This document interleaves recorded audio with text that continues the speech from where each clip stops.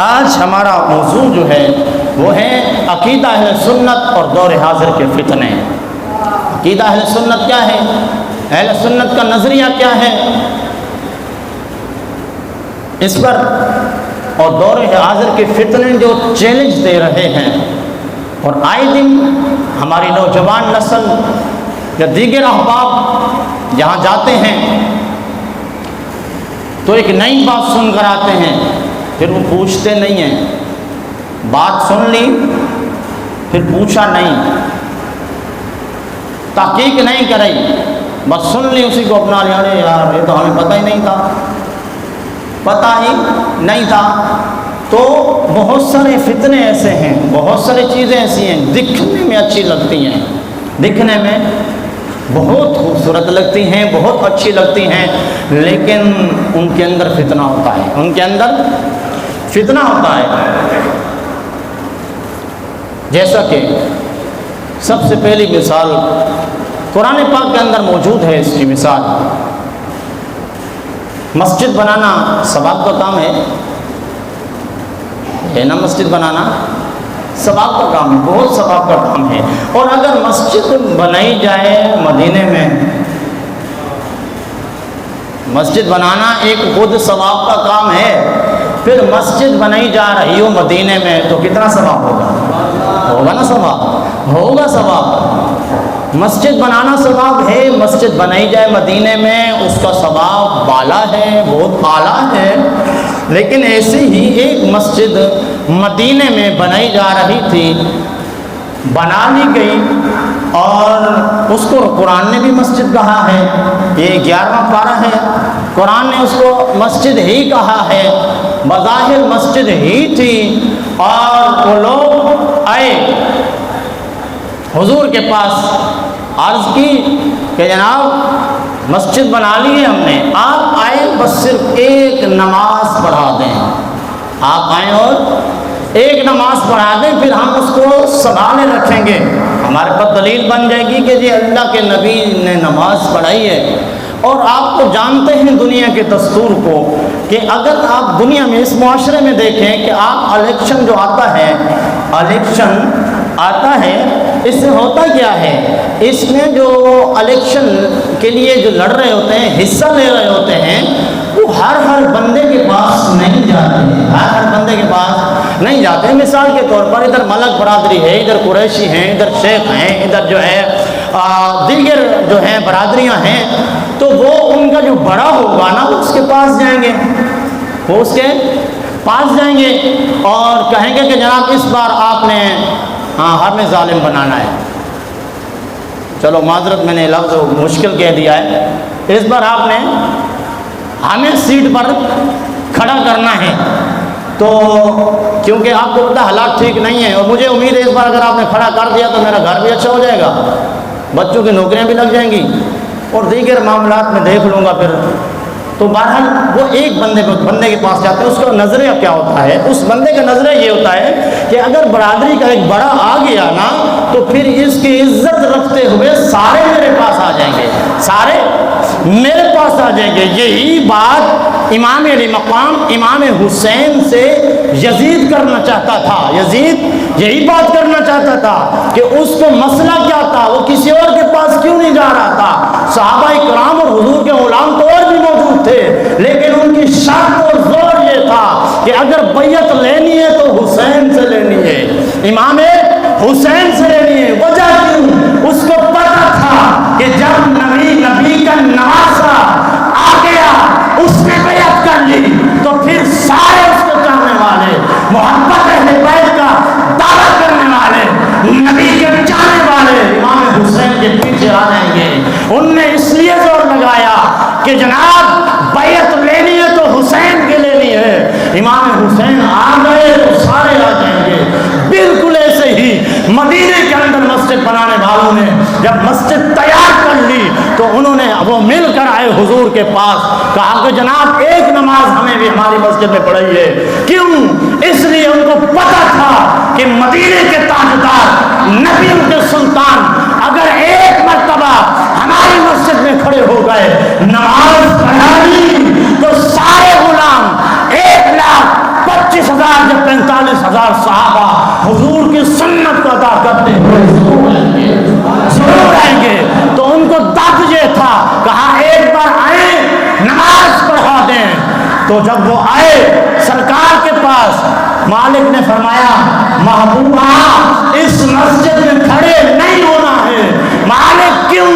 फरमाया जालिमों ने बनाई तो बज़ाहिर मस्जिद है, फरमाया वल्लज़ीना इत्तख़ज़ू मस्जिदन दिरारा, ये मस्जिद दिरार बने तो इन्होंने मस्जिद है, लेकिन इन्होंने फितने तो दौड़ाने के लिए, फितना बर्पा करने के लिए, लोगों के दिलों में शुकूक व शुबहात पैदा करने के लिए बनाई हैं कि ये एक बार जब मुस्तफ़ा आ गए फिर इनके गुलाम आएंगे। मुनाफिक का नजरिया ये था कि फिर उनके दिलों में हुजूर के लिए हम शुकूक व शुबहात डालेंगे, फिर हम कहेंगे कि नबी तो ये भी नहीं जानते, नबी तो पहाड़ के पीछे की बात भी नहीं जानते। ये बातें आज की नहीं है, उस वक्त मुनाफिकीन ये बातें करते थे और हुजूर की मजलिस में बैठ के करते थे। फिर कई हदीस मुबारक मौजूद है जो इसके रद्द पर आई, कुरान पाक के आयत मुबारक मौजूद है कि फिर जिब्राइल आए और उन्होंने बताया, फिर मुस्तफ़ा ने 36 मुनाफिकों को अपनी मजलिस से निकाल हुक्म हुआ महबूब खुदा ऐ सोहना जाना नहीं है, वहाँ जाना नहीं है। क्यों? पर मैं बनाई तो जालिमों ने मस्जिद है, लेकिन इनकी बुनियाद फितने के तौर पर रखी गई है, फितने के लिए रखी गई है। फिर फरमाया मस्जिद वही होती है जिसकी बुनियाद इसके रसूल पर रखी जाए। मस्जिद वही मस्जिद है। हर मस्जिद, अब लोग कहते हैं कि आप लोगों को क्यों रोकते हैं कि जी फलां नमाज नहीं पढ़े नहीं होती, फलां मस्जिद ही तो है। हमने कहा मस्जिद है, मदीने में मस्जिद ही थी, रब ने उसको मस्जिद ही करार दिया था, लेकिन वजह क्या बनी थी रोकने की? अल्लाह ताला ने अपने महबूब को रोका है। हम तो फिर हुजूर के गुलाम हैं ना, हम हुजूर के गुलाम हैं। मालिक ने अपने यार को रोका है, महबूबा आप नहीं जाना, आप जाएंगे तो ये दलील बन जाएगा इनके लिए कि हुजूर जो आए थे, हुजूर ने जो नमाज पढ़ाई थी, पर मैं महबूबा जाना नहीं। तो इससे पता चला मस्जिद कोई भी हो, कोई मजलिस हो, कोई जलसा हो, कोई महफिल हो, लाजमी नहीं है कि वो सही भी हो। पर मैं नहीं, बज़ाहिर अच्छा लगेगा लेकिन अंदर फितना होता है। वो मस्जिद हो जिससे फितना फैलाया जाए उस मस्जिद में भी नहीं जाना, वो मजलिस हो जिसमें सहाबा पर भोंका जाए उस मजलिस में भी नहीं जाना, वो तबलीग हो या कोई काम हो, बज़ाहिर नेकी हो, लेकिन देखना ये है कि अंदर हो क्या रहा है, अंदर हो क्या रहा है। आज का दौर है, आज का दौर देखें, लोग कह रहे हैं जी देखें ना वो मौलाना साहब एक हैं, उसने पगड़ी भी लगा रखी है, उसने जुब्बा भी पहना हुआ है, उसके सामने एक टेबल भी है, किताबें खुली हुई हैं, कुरान भी रखा हुआ है, वो पढ़ के बता भी रहा है, इंटरनेशनल नंबर का नाम भी ले रहा है। भला वो भी गलत हो सकता है? हमने कहा हो सकता है। क्यों?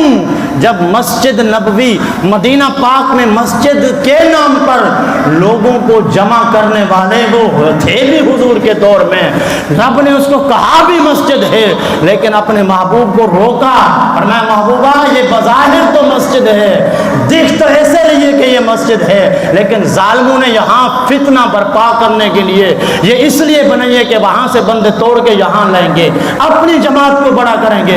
यार इधर जाना नहीं। पता चला बज़ाहिर चीज़ अच्छी लग रही हो लेकिन अंदर फितना होता है, फितना। अब ऐसे ही वो बंदे बैठे हैं, बोला देखो ना मौलाना साहब वो तो दलील दे रहे हैं, वो तो हदीस पढ़ रहे हैं। हमने कहा हर हदीस पढ़ने वाला सच्चा नहीं हो सकता। वो उसकी ज़ुबान है, एक बोली है, वो कहता है कि वली कोई शय नहीं। बात उसकी यहाँ से शुरू हुई, फिर उसने कहा कि सहाबा कोई शय नहीं, फिर उसने कहा कि नबी कोई शय नहीं, यानी कोई चीज़ नहीं। उन्होंने मुकाबला क्या किया? कहा कि वली अल्लाह के सामने वली सहाबी कोई चीज़ ही नहीं है। फिर उसने कहा कि नबी के सामने सहाबी कोई चीज़ ही नहीं है। फिर उसने कहा नबी के सामने इमाम हसन पर कोई चीज़ ही नहीं है। फिर वो आगे बढ़ा, اس نے کہا نبی خدا کے سامنے کوئی چیز ہی نہیں ہے۔ یہ میرے عزیزوں یہ بات آج کے نہیں ہے، دراصل یہ باتیں پہلے ان کے ابا نے لکھی ہوئی ہیں کتابوں میں۔ اب چونکہ دور چینج ہے، پہلے کتاب میں یہ گستاخیاں لکھی تھی، گستاخ کا یہی انداز رہا ہے، جب بھی وہ گستاخی کرتا ہے سامنے خدا کی ذات توحید کو رکھتا ہے، جب بھی وہ گستاخی کرتا ہے سامنے رسالت کو رکھتا ہے، توحید کو رکھتا ہے۔ لوگ حیران ہو جاتے ہیں، ہاں یار بات تو صحیح کہہ رہا ہے، طاقت تو اللہ کی ہے، اللہ کے علاوہ تو کوئی چیز ہی نہیں ہے۔ یہ باتیں انہوں نے اپنی کتابوں میں پہلے لکھی ہیں، معاذ اللہ چوڑ و چمار جیسی مثالیں بھی دی ہیں، لیکن لفظ چینج ہیں، بندہ چینج ہے، اس کے الفاظ چینج ہیں۔ اب چونکہ پہلے والی باتیں زیادہ لوگوں تک پہنچی نہیں، وہ کتابوں میں لکھی تھی، اب انٹرنیٹ کا دور ہے تو وہ کھل کے سامنے آ رہی ہیں، اب بندے پریشان ہیں، یار وہ صحیح تو کہہ رہا ہے۔ میں نے کہا چلو اس نے کہا ہے نا یہ بات کہی ہے کہ نبی کوئی چیز نہیں ہے، معاذ اللہ نبی اپنی مرضی سے پیشاب نہیں روک سکتے۔ انسان کی غلاظت دماغ میں ہونا تو مثالیں بھی غلیظ دی جاتی ہیں کہ ان کے دماغ میں غلاظت ہوتی ہے۔ ہم نے کہا تمہیں مثال دینے کے لیے یہی بات ملی کہ نبی اپنے پیشاب نہیں روک سکتے مرضی سے، تو اگر کوئی ڈاکٹری کے لحاظ سے علاج سے ڈاکٹر سے مشورہ کر کے کوئی اگر دوائی لے کر اگر پیشاب روک سکتا ہے تو کیا معاذ اللہ کوئی پیشاب روک لے وہ نبی بن جائے گا؟ بھئی آپ نے جو اصول بتایا کہ نبی اپنی مرضی سے پیشاب، تو اگر کوئی روک لے اس کو نبی مانو گے، اس کو ولی مانو گے؟ نہیں، ایسی بات نہیں ہے۔ یہ دراصل باتیں وہی ہم نے کہا چلو تم نے کہا کہ خدا کی نظر میں، خدا کے مقابلے میں نبی کوئی چیز نہیں ہے، کیا خدا سے بھی توحید کوئی زیادہ جانتا ہے؟ اللہ سے بڑھ کر کوئی توحید جانتا ہے؟ اللہ سے بڑھ کر تو کوئی توحید نہیں جانتا نا۔ کہیں قرآن میں کہیں ایک مقام پر دکھا دو کہ خالق کے کائنات نے ارشاد فرمایا ہو محبوب میرے سامنے تیری کوئی حیثیت نہیں ہے، دکھاؤ، بس ایک بات دکھاؤ۔ اللہ تعالیٰ نے اپنے محبوب سے فرمایا ہو کہ خدا کے میری نظر میں میرے مقابلے میں تمہاری کوئی حیثیت نہیں ہے، تم کوئی چیز نہیں ہو۔ یا مصطفیٰ کریم نے فرمایا ہو کہ میرے مقابلے میں صحابی کی کوئی حیثیت نہیں ہے، امام حسن کوئی چیز نہیں ہے، بلکہ میرے مصطفیٰ نے تو فرمایا کہ الحسن والحسین سیدہ شباب اہل جنہ، اے میرے صحابہ، میرے حسن میرے حسین سیدہ شباب اہل جنہ، فرمایا جنت کے نوجوانوں کے سردار ہیں، کوئی چیز نہیں فرمایا، فرمایا حسن اور حسین جنت کے نوجوانوں کے سردار ہیں۔ تو ہمارے لوگ، ہمارے معاشرے کے نوجوان جو ہیں یہ باتیں سن کر جو ہے ڈگمگا رہے ہیں کہ یار بات تو وہ صحیح کر رہا ہے، اس کے سامنے تو حدیث ہے، اس نے کہا کہ ولی کوئی چیز نہیں ہے۔ ہم نے کہا ہم تیری بات کے کیسے اقرار کر لیں، تو تیرا تو قبیلہ دیکھیں تو وہیں عبداللہ بن ابی منافق سے چلا آ رہا ہے، ہم قرآن سے پوچھ لیتے ہیں نا، قرآن سے پوچھ لیتے ہیں کہ قرآن بتا ولی کی عظمت کیا ہے۔ مالک نے اپنے محبوب پر یہ قرآن نازل فرمایا، اللہ تعالیٰ نے ارشاد فرمایا، یہ جو کہہ رہے ہیں نا کہ ولی کوئی شے نہیں، آپ سورۃ کہف پڑھیں ترجمے کے ساتھ، جس کو یہ اعتراض ہو کہ جی ولی کوئی چیز نہیں ہے، کوئی شے نہیں ہے، اس کو چاہیے کہ بس ایک مرتبہ سورۃ کہف کا ترجمے کے ساتھ پڑھ لیں، اس کے سارے سوال ختم ہو جائیں گے، سارے سوال ختم ہو جائیں گے۔ سورۃ کہف کے اندر اللہ تعالیٰ نے ارشاد فرمایا کہ دو بزرگ جا رہے تھے، انہوں نے ایک بستی کے اندر رہائش کرنا چاہی، ٹھہرنا چاہا، تو بستی والوں نے ان کو ٹھہرنے نہیں دیا، بستی سے نکال دیا۔ ایک کا نام حضرت جناب موسیٰ علیہ السلام تھے، دوسرے کا نام حضرت خضر علیہ السلام۔ جناب خضر علیہ السلام میں اب اس میں اختلاف ہے، بعض نے فرمایا کہ آپ ولی ہیں، بعض نے کہا کہ آپ نبی ہیں۔ بہرحال یہ دو ہستیاں جب ایک بستی میں پہنچی، انہوں نے کہا کہ ہمارا تو نظریہ یہ ہے کہ ہم ولی کو مانتے ہی نہیں ہیں، ہم ولی کو نہیں مانتے، لہذا ہم ٹھہرنے نہیں دیں گے۔ اس سے پتہ چلا کہ یہ سلسلہ آج سے نہیں ہے، ولیوں کو نہ ماننا، انکار کرنا، عزت نہ کرنا، یہ پہلے سے چلا آ رہا ہے۔ پھر یہی دو ہستیاں ایک کشتی پہ سوار ہو گئی، یہ قرآن کے لفظ ہیں، قرآن کے 16 پارے کے اندر بالکل ایسے الفاظ موجود ہیں۔ وہ کشتی پر سوار ہوئی، کشتی والوں نے ان سے کرایہ نہیں لیا۔ کیوں نہیں لیا؟ ادب کی وجہ سے، کہا کہ اتنے حسین ہستیاں ہیں، یہ بزرگ ہیں، ان سے کرایہ نہیں لینا۔ پتہ چلا دوسرا نظریہ بھی قرآن کے اندر موجود ہے، عزت کرنے والے بھی موجود ہیں، عزت نہ کرنے والے بھی موجود ہیں۔ پھر ہوا کیا؟ 16 پارے کے اندر وہ جب سوار ہوئے، ایک کشتی پر سوار ہوئے، جب کشتی چلی، نئی کشتی تھی، قرآن کہتا ہے کہ انہوں نے حضرت جناب خضر علیہ السلام نے کشتی کو توڑ دیا، ایک پھٹا نکال دیا۔ جناب موسیٰ علیہ السلام نے فرمایا کہ جناب یہ کیا کیا آپ نے؟ انہوں نے ہمیں سوار کر لیا، کرایہ بھی نہیں لیا، اور آپ نے ان کے کشتی کو ایک تار کر دیا، توڑ دی کشتی۔ آپ نے فرمایا آپ خاموش رہیں، یہ راز کی بات ہے۔ فرمایا جب چلے، پار ہو گئے، پھر آگے سفر ہوا، پھر جب آگے سفر ہوا تو ایک جگہ پر بچوں کے ساتھ ایک چھوٹا بچہ کھیل رہا ہے، جناب خضر نے اس کی گردن موڑ دی، اس کو قتل کر دیا۔ حضرت موسیٰ علیہ السلام پھر بولے، فرمایا کہ جناب آپ نے اتنا یہ قتل کر دیا، اتنا بڑا جرم۔ آپ نے فرمایا کہ آپ خاموش رہیں، یہ راز کی بات ہے۔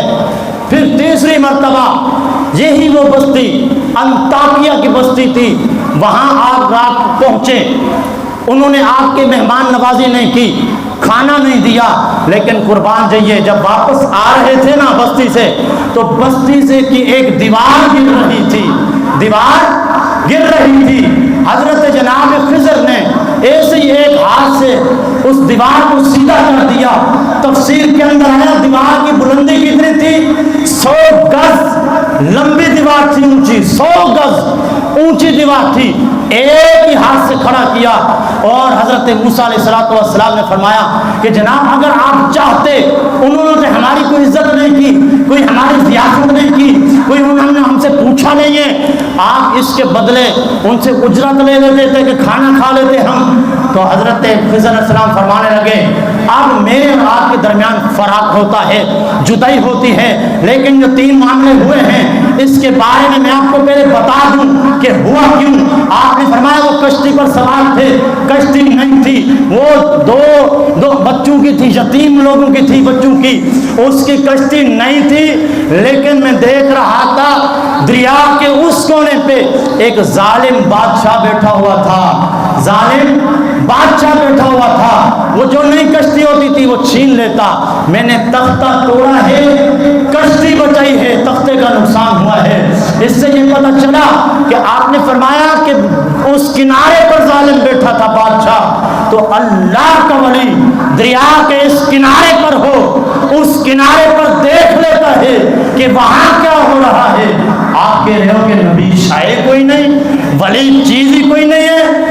دوسری بات کہا کہ یہ جو بچے کو قتل کیا، یہ بچہ اس کی پیشانے پر کافر لکھا تھا، ان کے والدین نیک تھے۔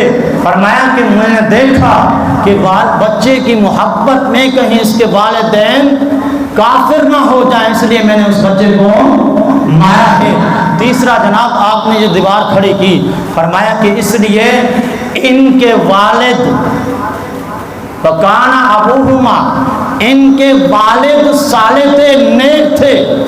فرمایا کہ یہ دیوار کھڑی کی میں بچوں کی وجہ سے نہیں کی، نہ میں بچوں کو جانتا ہوں۔ فرمایا کہ ان کے والد نیک تھے، ایک اللہ کے ولی تھے، ہم ان کو نہیں دیکھ رہے، پیچھے اللہ کے ولی کی نسبت دیکھ رہے تھے۔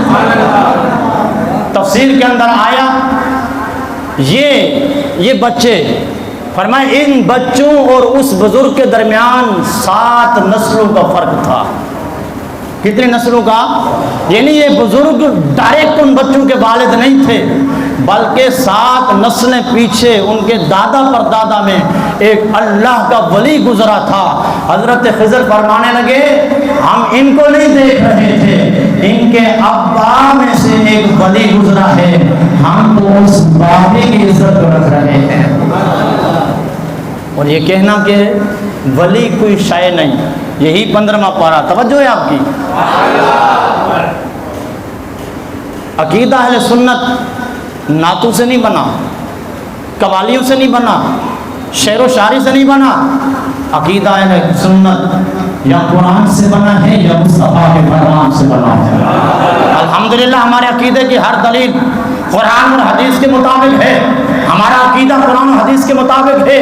یہ آج کے کہنے والے کہ جناب یہ تو کوئی چیز نہیں ہے، یہ تو کرامت یوں نہیں ہو رہی، یہ تو فلاں چیز نہیں دکھ رہی، کیمرے کا دور ہے. ولیوں نے کب کہا کہ ولی؟ یہ شرط کب ہے کہ ولی ہوتا کرامت سے ہے؟ کوئی کرامت دکھائے تو ولی ہوتا ہے؟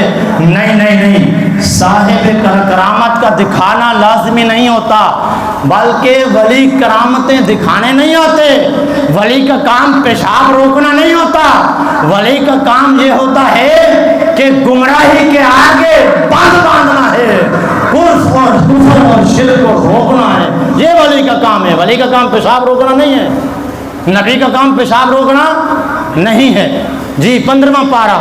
ولی کوئی چیز نہیں ہے، کوئی شے نہیں ہے. کیسے کوئی شے نہیں ہے؟ تیری بات پہ ہم کیسے یقین کر لیں؟ یہ 15واں پارہ ہے اور آپ کی خاموشی مجھے بتا رہی ہے کہ مولوی صاحب یہ آپ آج کیسے بات کر رہے ہیں؟ ہمیں تو گرمی بھی لگ رہی ہے اور ٹائم بھی ہمارا پورا ہو رہا ہے اور آپ قرآن کھول رہے ہیں، تو ہمارا کیا بنے گا؟ محبت سے کہیں سبحان اللہ. قرآن ولی کوئی چیز نہیں ہے. ہم نے کہا ہم قرآن سے پوچھیں گے جو ہمارا اصول ہے، پھر ہم نبی کے فرمان سے پوچھیں گے. قرآن نے بتایا کہ کچھ لوگ تھے اللہ کے ولی، ظالم بادشاہ سے بچ کر وہ ایک غار میں انہوں نے پناہ لی. جب غار کے اندر انہوں نے پناہ لے لی تو پھر ارشاد ہوا. کتنی دیر سوئے وہ؟ 309 سال. کتنے بھئی؟ ایک رات نہیں سوئے تھے اس غار میں، 309 سال سوتے رہے. پھر ہوا کیا؟ قرآن گواہ ہے. قرآن کہتا ہے کہ جب جس غار میں تھے اس کا چہرہ، اس منہ غار کے ایسے سامنے سورج طلوع ہوتا ہے، جب غروب ہوتا تو بھی سامنے سورج پڑتا، دھوپ آتی ہے. بچہ سو رہا ہو نا، چھوٹا بچہ، اور اس پہ دھوپ آ جائے تو اس کی کروٹ اس کی ماں بدلتی ہے جی بدلتی ہے. دھوپ پر سویا نہیں جاتا بندہ، کتنی بھی گرمی ہو. اگر صبح آپ چھت پہ سو جاتے ہیں ہوا کے لیے، لیکن جب دھوپ چڑھتی ہے نا، دھوپ اپنا رنگ دکھاتی ہے، جب چڑھتی ہے تو کتنی گہری نیند و آنکھ کھل جاتی ہے، گرمی محسوس ہونے لگتی ہے. قربان جائیے، یہاں اللہ کے ولی 309 سال سے سو رہے ہیں، لیکن خدا کی قدرت دیکھیے. رب فرماتا ہے قرآن پاک کے اندر سورۃ یاسین کے اندر، والشمس تجری لمستقر لها ذالک تقدیر العزیز العلیم. رب فرماتا ہے یہ جو سورج چل رہا ہے، یہ جو جاری ہوتا ہے، یہ ایسے نہیں چل رہا، بلکہ یہ قدرت والے رب کی تقدیر کے مطابق چلتا ہے. لیکن بات جب اس غار والوں کی آئی تو قرآن کو حکم ہوا. قرآن نے فرمایا، سورج کو حکم ہوا کہ اے سورج جب تو اب چڑھے تو اس غار سے تھوڑا ہٹ کر، جب غروب ہو تو غار سے تھوڑا ہٹ کر. مالک ایسا کیوں؟ فرمایا اس لیے میرے اس غار کے اندر میرے محبوب بندے سوئے ہوئے ہیں، ان کو دھوپ تکلیف دیتی ہے. اب میری قدرت ہے، تقدیر بھی میری ہے، بندے بھی میرے ہیں، یہ اتنے پیارے ہیں، ان کی نیند پر ہم نے اپنی تقدیر کو بدل دیا ہے. ان کی نیند پر اپنی تقدیر کو بدل دیا ہے. رب فرماتا ہے یہ پیارے جب میرے محبوب بن جاتے ہیں تو ان کی نیند پر ہم اپنی تقدیر بدلتے سال کے بعد کوئی آ کر یہ کہے کہ نبی اور ولی کوئی چیز نہیں ہے، ہم نے کہا تیرا عقیدہ یہ بتاتا ہے کہ نبی اور ولی کوئی چیز نہیں ہے، لیکن قرآن سے پوچھا جائے رب فرماتا ہے یہ پیارے اتنے ہیں ان کی نیندوں پر ہم اپنے تقدیروں کو بدل دیں۔ مزے کی بات آگے ہے، فرمایا کہ جب وہ سوتے ہیں، جب وہ سو رہے ہیں، رب فرماتا ہے وَنُقَلِّبُهُمْ، ہم ان کی کروٹ بدلتے ہیں، ہم کروٹ بدلتے ہیں۔ اور مفسرین نے فرمایا کہ جب اللہ کے ولیوں کی کروٹ بدلی جاتی تو اس کے ساتھ جو کتا بیٹھا تھا نا وہ بھی 309 سال سے بیٹھا ہوا تھا، 309 سال غار پر وہ بھی 309 سال تک بیٹھا ہوا تھا۔ رب فرماتا ہے ہم جب کروٹ بدلتے ان کی تو ان کے کتے بھی کروٹ بدلتے تھے۔ حضرت ابن عباس فرماتے ہیں کہ ہر روز کروٹ بدلتی، بعض روایت میں ہر سال کروٹ بدلی جاتی۔ تو پتہ چلا کہ ولی کوئی چیز نہیں ہے، نبی کوئی چیز نہیں ہے اللہ کے سامنے۔ تو یہ طریقہ آج کا نہیں ہے، آپ ان کی کتابیں پڑھیں، اب تو چھپا کر چھپوا دی ہیں، تو ان کا نظریہ عقیدہ وہاں یہی لکھا ہوا ان کے بڑوں کا کہ معاذ اللہ نبی کوئی چیز نہیں ہے۔ تو ان کا طریقہ کار ہمیشہ یہی رہا ہے کہ یہ توحید کو سامنے رکھ کر نبی کی گستاخی کرتے ہیں، توحید کو رکھ کر اللہ کے ولی کی گستاخی کرتے ہیں۔ آگے چلیں، محبت سے کہیں سے بس آخری بات، ولی کا کام پیشاب روکنا، نبی کا کام اپنی مرضی سے پیشاب روکنا نہیں ہے۔ لیکن تم اگر چاہتے ہو کہ نبی اپنی مرضی سے کچھ نہیں کر سکتا، اگر کیا ہے تو کچھ بتاؤ، تو پھر ہم تیار ہیں بھی دکھانے کے لیے، تم مان صحیح، دکھائیں گے ہم، محبت سے کہو سبحان اللہ۔ حضرت مولا علی مشکل کشا خیبر سے واپسی ہے، ایک مقام پر آقا کریم صلی اللہ علیہ وسلم حضرت علی کی گود میں آرام فرما ہو گئے، آرام فرما ہو گئے، سرکار آرام فرما ہے، عصر کی نماز جا رہی ہے، عصر کی نماز جا رہی ہے۔ علی نے بتایا نماز کی اہمیت بہت ہے، لیکن جب تابعداری مصطفیٰ کی جا رہی ہو، جس کے صدقے سے نماز ملی ہے، پھر اس کو قضا نہ کرو، نگاہوں کی ادا کرتے رہو، نماز کی قضا نماز قضا ہو رہی ہے۔ مولا علی مشکل کشا کے آنسو جاری، آنسو گرے مصطفیٰ کے چہرے پر، حضور نے اپنی ابرو مبارک، آنکھیں مبارک کھولی، سرکار نے چشمے امبرین کھول کر پوچھتے علی روتے کیوں ہو؟ عرض کی آقا نماز عصر قضا ہو گئی، سورج غروب ہو گیا ہے، اب میرے مصطفیٰ نے فرمایا ہے آج کے جو کہتے ہیں نبی کے چاہنے سے کچھ نہیں ہوتا، نبی اپنا معاذ اللہ پیشاب نہیں روک سکتے، اگر روکتے یعنی ان کا نظریہ یہ ہے کہ نبی وہ ہوتا ہے جو پیشاب روک لے، نانا سن نبی پیشاب نہیں روک سکتے، دلیل یہ نہیں ہے بلکہ سن نماز عصر قضا ہوئی علی کی، علی سے پوچھا مصطفیٰ نے علی بتا قضا کرنا چاہتا ہے یا ادا؟ علی نے عرض کیا کہ ادا ہو گئے تو بارے نہیں آئے۔ مصطفیٰ نے سورج کو پلٹ کے بتایا اور فرمایا ہے 1400 سال کے بعد جو لوگ بکواس کریں گے کہ نبی پیشاب نہیں روک سکتے، ان کو جواب دینا نبی پیشاب روکنے نہیں آئے، نبی چاہے تو سورج کو واپس پلٹ دیتے ہیں، نبی چاہے تو رب کی عطا سے سورج پلٹ دیتے ہیں۔ یہی مسئلہ معراج کی رات کو ہوا جب مصطفیٰ نے سارے معاملات بتا دیے معراج کے، کہ سفر کے اندر یوں مسافر آ رہے تھے، ان کے اونٹ گم ہو گئے تھے، سرکار نے فرمایا ایک قافلہ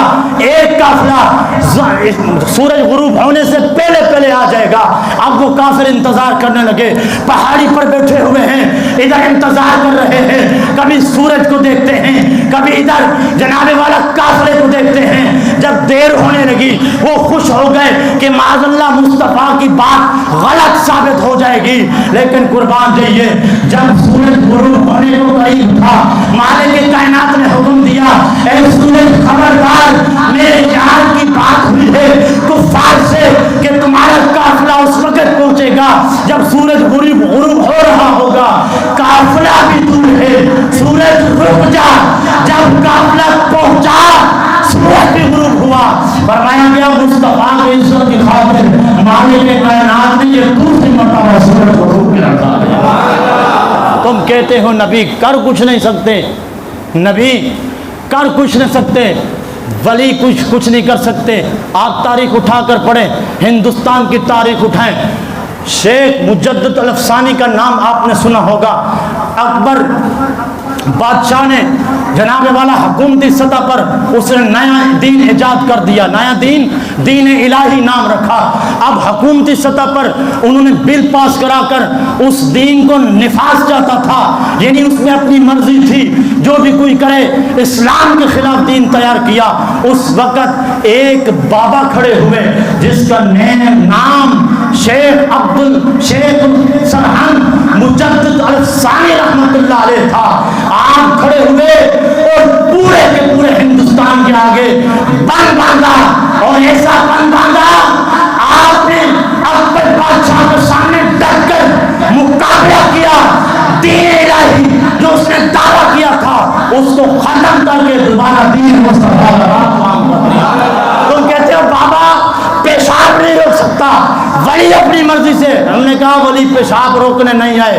ولی کی ڈیوٹی یہ نہیں ہے کہ وہ پیشاب روکے, بلکہ ولی کی ڈیوٹی یہ ہے کب بھی کوئی مشرک یا ان کا جناب والا سہولت کار دین پر حملہ کرے, اللہ کے ولی کی ڈیوٹی یہ ہے کہ اس وقت کھڑے ہو کر دین کی حفاظت کرنا. توجہ ہے آپ کی. آخری بات, اگر ابھی بھی آپ کو دیکھنا ہو 2017 کی تاریخ اٹھاؤ, آپ کو اختلاف ہو 1000 بار کریں, لیکن آپ اس بات سے اختلاف نہیں کر سکتے جب یہاں یہودیوں کے ایجنڈوں نے اسمبلی کے اندر پارلیمنٹ کے اندر ایک بل پاس کر دیا ختم نبوت کے خلاف کہ ختم نبوت کا مسئلہ اس کو نکالا جائے اور تحفظ ناموس رسالت کے مسئلے کو نکالا جائے, گستاخ رسول کی سزا موت نہیں ہونی چاہیے. اس وقت پارلیمنٹ کے اندر 34 جماعتوں کے لوگوں نے سائن کر دیے تھے. اس دور میں جب یہ پاس ہونے والا تھا بل, پھر اللہ تعالیٰ نے ایک ولی کو یہ قوت دی ہے کہ جو ویل چیئر پر بیٹھا تھا, جو چل نہیں سکتا تھا, وہ کھڑا ہوا, اس پر گولیاں چلی گئی, اس پر ہر طرح کے ظلم ڈھائے گئے. اس نے ایسا بند باندھا کہ وزیر کو بھی ہٹنا پڑا, تحفظ ناموس رسالت کا قانون دوبارہ بحال کرنا پڑا. تم کہتے ہو اللہ کے ولی کچھ نہیں کر سکتے. اللہ کے ولی کی ڈیوٹی یہ نہیں وہ پیشاب روکے. اللہ کے ولی کی ڈیوٹی یہ ہے جب بھی کوئی دشمن نبی کی رسالت پر, ناموس رسالت پر یا دین کے کسی پہلو پر حملہ کرے, ولی کی ڈیوٹی یہ ہوتی ہے سامنے کھڑا ہو کر ڈٹ کے مقابلہ. دعا ہے اللہ تبارک و تعالی ہمیں نیک عمل کی توفیق عطا فرمائے. عزیزان محترم, آپ کو بہت ساری چالیں ملیں گی. بظاہر